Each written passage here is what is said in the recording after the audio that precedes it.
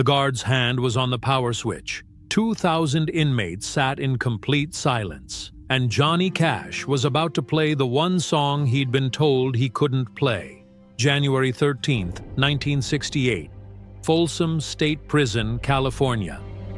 The air in the prison cafeteria was thick with cigarette smoke and tension. Most people remember the Folsom Prison concert as a triumph, a moment when Johnny Cash connected with forgotten men and gave them dignity through music. But nobody talks about what almost didn't happen. Nobody talks about the 60 seconds before the first note when everything hung in the balance. Warden Charles Craven sat in his office that morning reviewing the set list one final time. He was a career corrections officer, 23 years in the system, a man who believed in order, control, and the careful management of dangerous men. He'd agreed to let Johnny Cash perform at Folsom because the Columbia Records executives had been persuasive, because the publicity would be good for the prison's image, because the state legislature liked programs that suggested rehabilitation was possible. But he had conditions. Clear, non-negotiable conditions. The set list sat on his desk. 15 songs. Craven's pen moved down the list slowly, deliberately. Most of it was acceptable.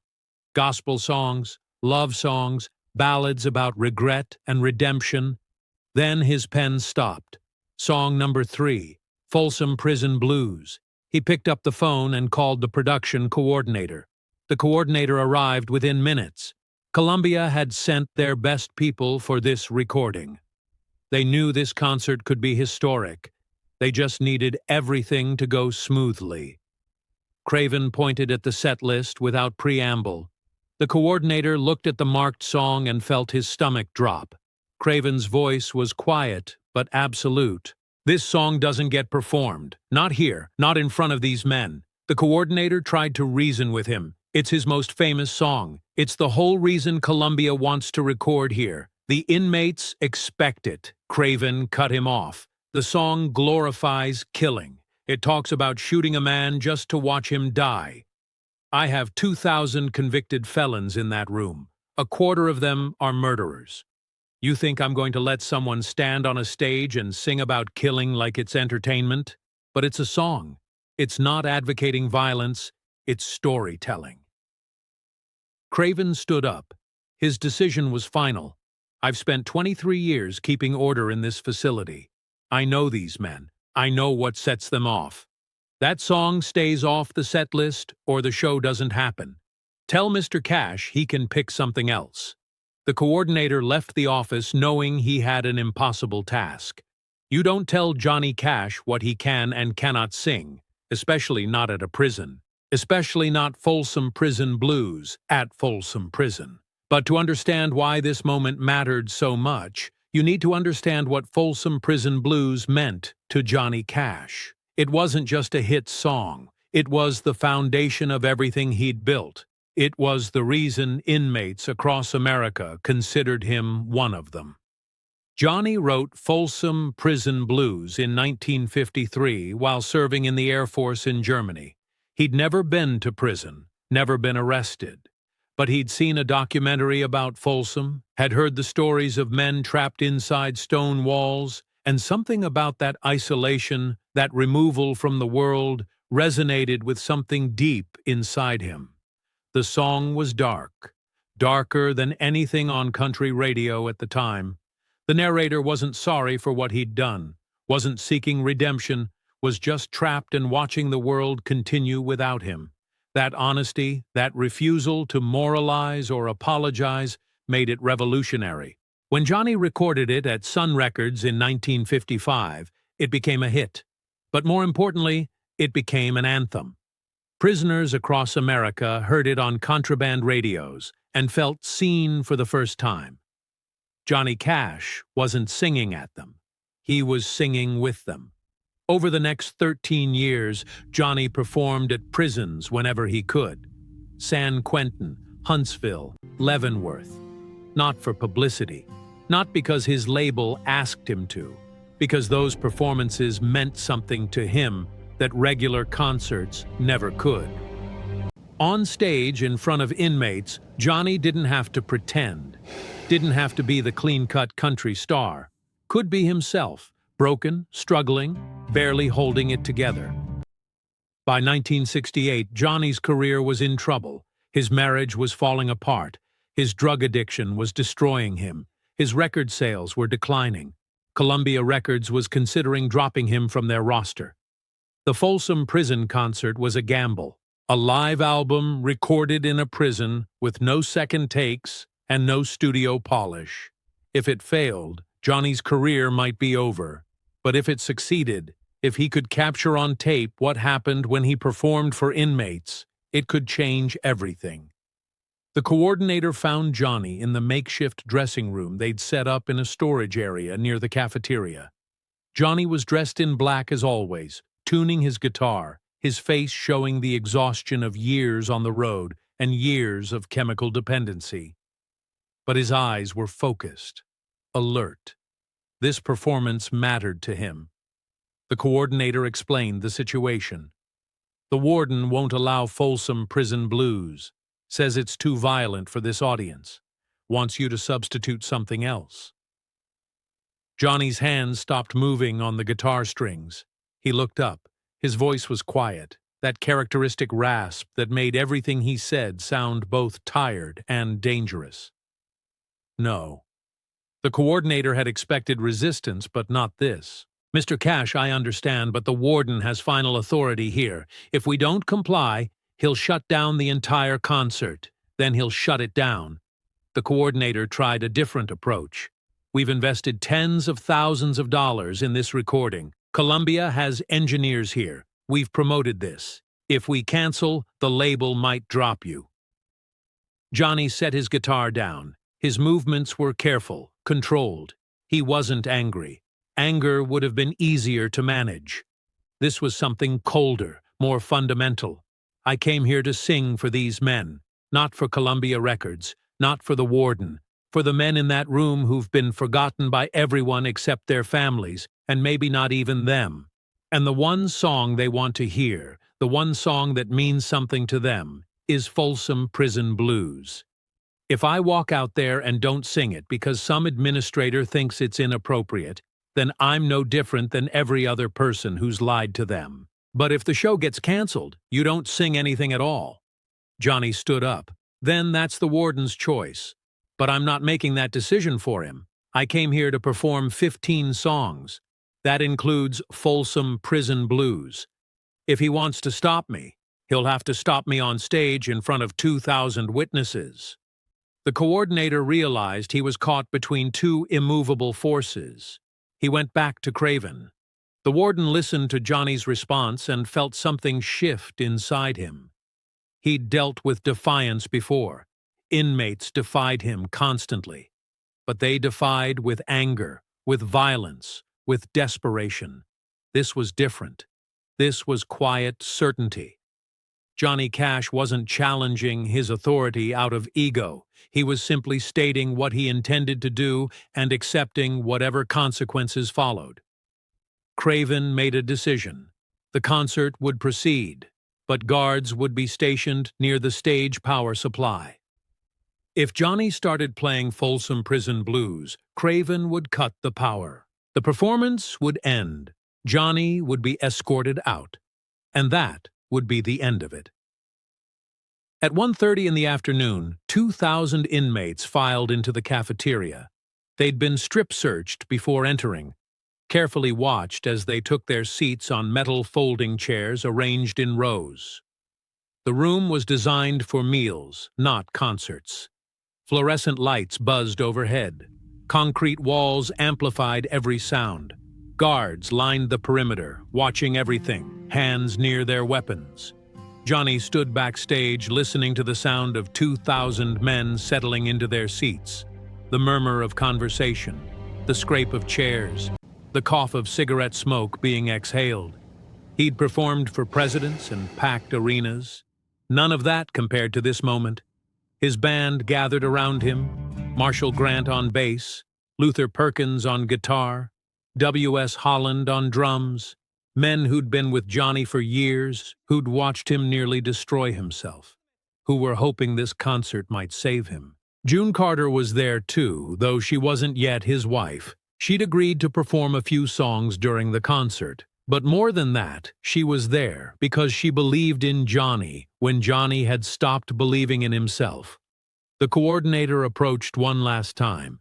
"Mr. Cash, the warden is serious. If you play Folsom Prison Blues, he's cutting the power." Johnny nodded.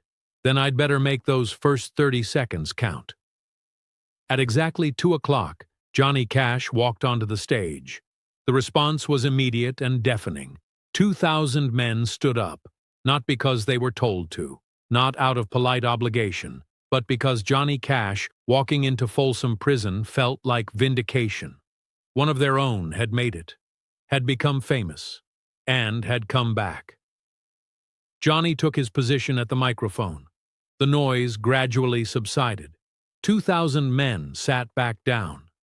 The room fell silent.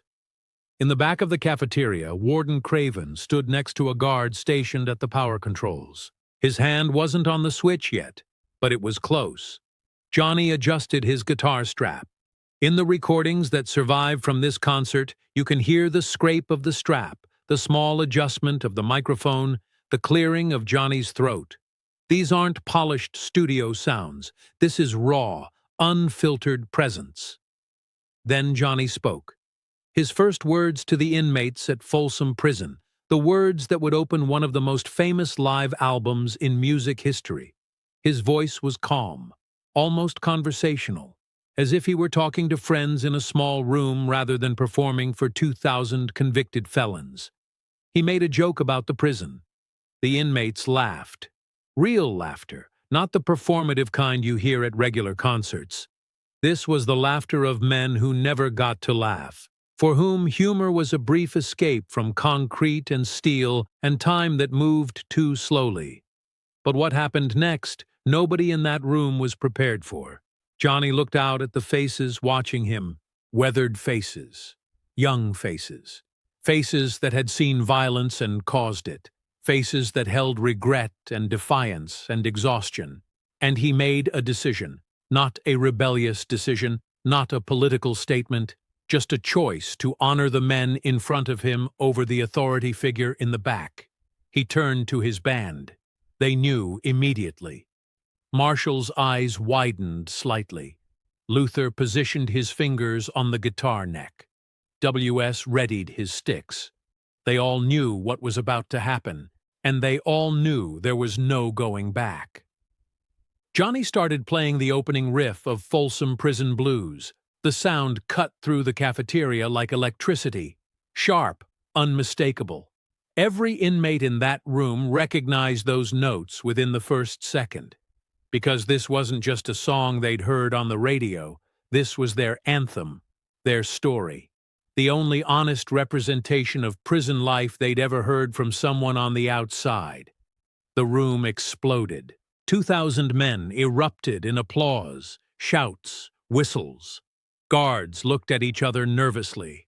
This wasn't polite applause. This was release.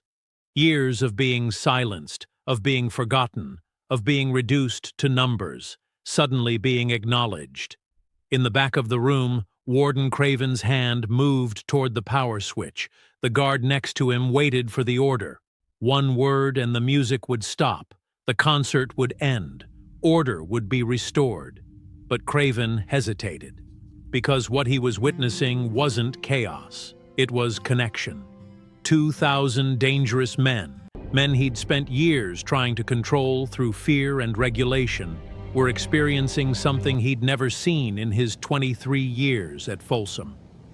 They were experiencing recognition. Someone from the outside world was seeing them as human beings. Johnny started singing. His voice filled the cafeteria. Rough, honest, unpolished. The lyrics everyone knew. The story of a man trapped in Folsom Prison, listening to a train whistle in the distance, watching free people living free lives while he remained behind walls.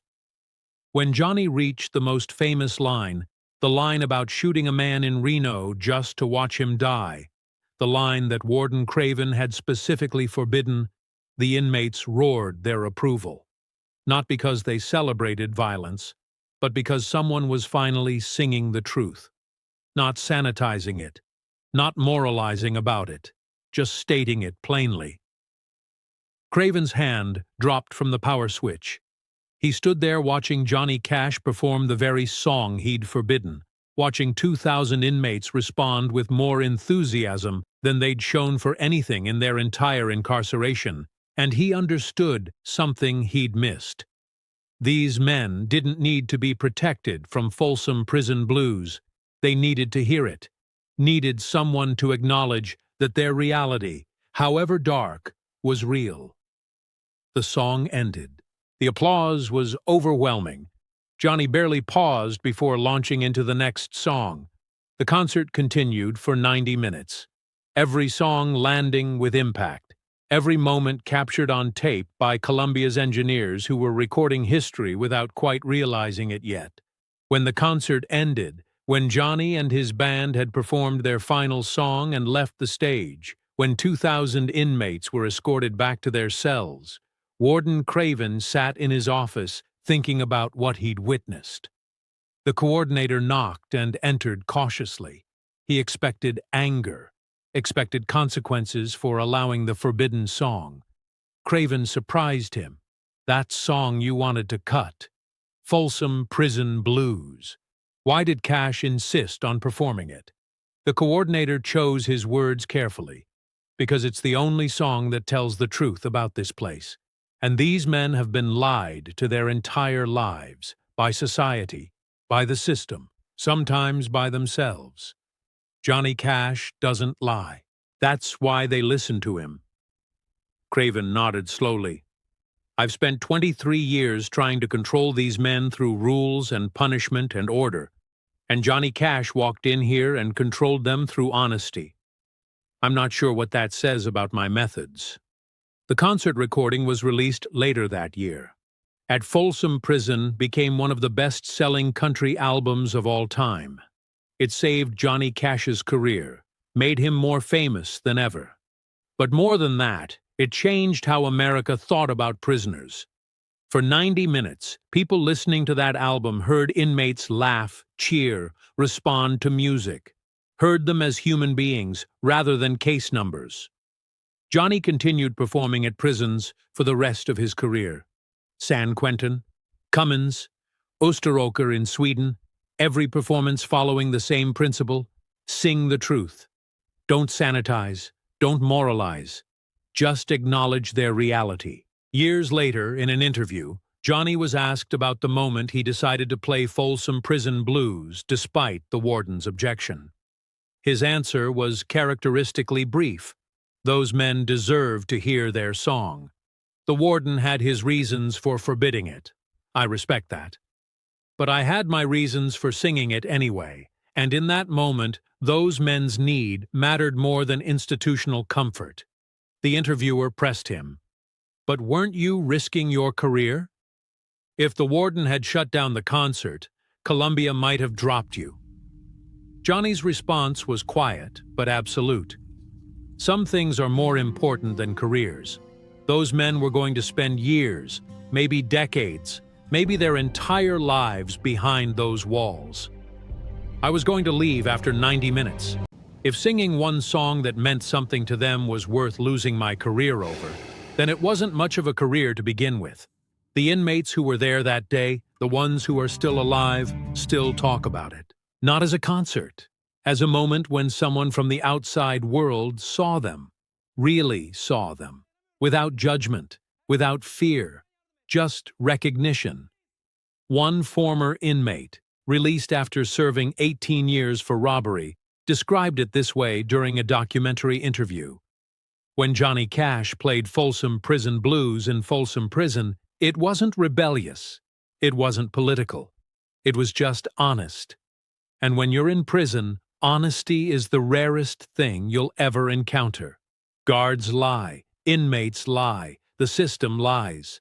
But for 90 minutes, Johnny Cash told the truth, and that changes you. Warden Craven retired 3 years after the concert. In his final interview before leaving corrections work, He was asked about the Folsom Prison performance.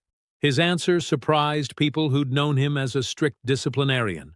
"I tried to stop Johnny Cash from singing that song because I thought it was dangerous. Thought it would incite violence or celebrate criminality.